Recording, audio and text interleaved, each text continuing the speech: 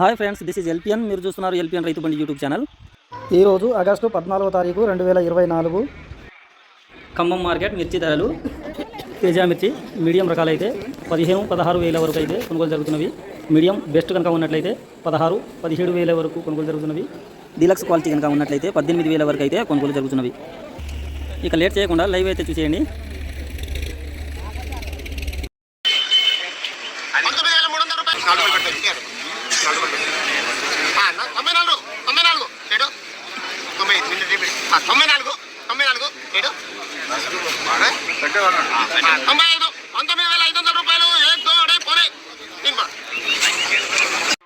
ఈరోజు జెండా పాట ధర 19,500 రూపాయలు అయితే చేయడం జరిగింది.